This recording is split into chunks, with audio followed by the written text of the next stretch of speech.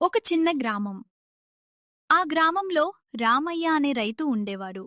భార్య లక్ష్మి, ఇద్దరు పిల్లలు, చిన్న కుటుంబం.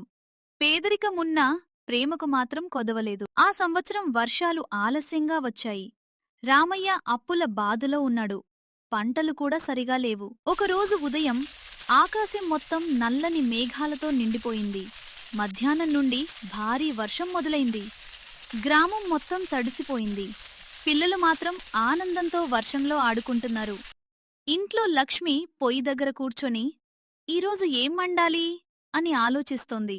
ఇంట్లో కూరగాయలు కూడా లేవు, డబ్బు కూడా లేదు. సాయంత్రమైంది. వర్షం ఇంకా పెరిగింది. రామయ్య మాత్రం ఇంకా ఇంటికి రాలేదు. లక్ష్మికి భయం మొదలైంది. ఈ వర్షంలో ఎక్కడున్నాడో? పిల్లలు కూడా అమ్మా, నాన్న ఇంకా రాలేదే అని అడిగారు. రాత్రి 8 గంటలు. అప్పుడే తలుపు దగ్గర శబ్దం వచ్చింది. లక్ష్మి తలుపు తెరిచింది.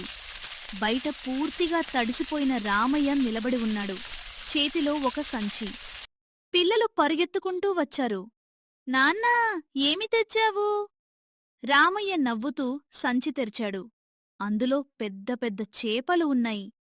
పిల్లల ఆనందానికి హద్దులు లేకపోయాయి. అమ్మా, ఈరోజు చేపల పులుసా? లక్ష్మి కళ్ళలో ఆనందం కనిపించింది. ఎందుకంటే చాలా రోజుల తర్వాత ఇంట్లో మంచి భోజనం చేయబోతున్నారు. లక్ష్మి వెంటనే వంట మొదలుపెట్టింది. మట్టి పాత్ర తీసుకుంది. ఉల్లిపాయలు కోసింది. మూడూ కలిసి ఒక అద్భుతమైన అనుభూతిని కలిగించాయి. పిల్లలు పక్కనే కూర్చొని అమ్మా, ఇంకా ఎంతసేపు అని అడుగుతున్నారు.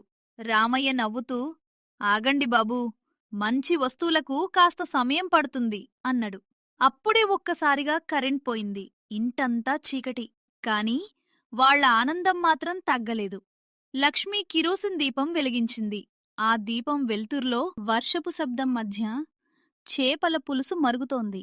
రామయ్య పిల్లలకు కథలు చెప్పడం మొదలుపెట్టాడు.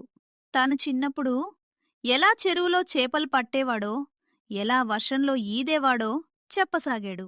పిల్లలు ఆసక్తిగా వింటున్నారు. చివరికి భోజనం సిద్ధమైంది. వేడివేడి అన్నం, పక్కనే చేపల పులుసు. ఆ రోజు వాళ్ల ఇంట్లో రాజభోజనం జరిగినట్టే. పిల్లలు మొదటి ముద్ద తిన్న వెంటనే అమ్మా, చాలా బాగుంది అని అరిచారు. లక్ష్మి నవ్వింది. రామయ్య కళ్లలో ఆనందం. భోజనం చేస్తూ ఉండగా రామయ్య ఒక్కసారిగా మౌనంగా మారాడు. లక్ష్మి గమనించింది. ఏమైంది అని అడిగింది. రామయ్య నెమ్మదిగా చెప్పాడు.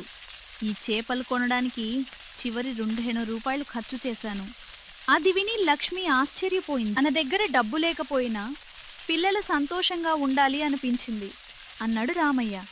ఆ మాట విన్న లక్ష్మి కళ్లలో నీళ్లు వచ్చాయి. ఆ రోజు పిల్లలకు ఒక విషయం అర్థమైంది.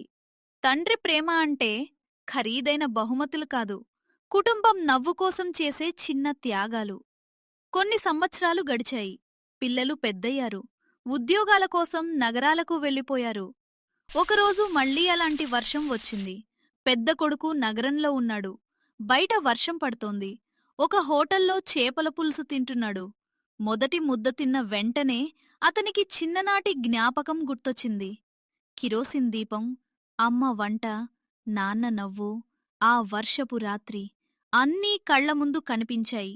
వెంటనే తల్లిదండ్రులకు ఫోన్ చేశాడు. నాన్నా, అమ్మా, ఎలా ఉన్నారు? అవతల్నుండి వచ్చిన స్వరం విని అతని కళ్లలో నీళ్లు తిరిగాయి. ఎందుకంటే చేపల పులుసు రుచికంటే ఆ జ్ఞాపకాల రుచి గొప్పది.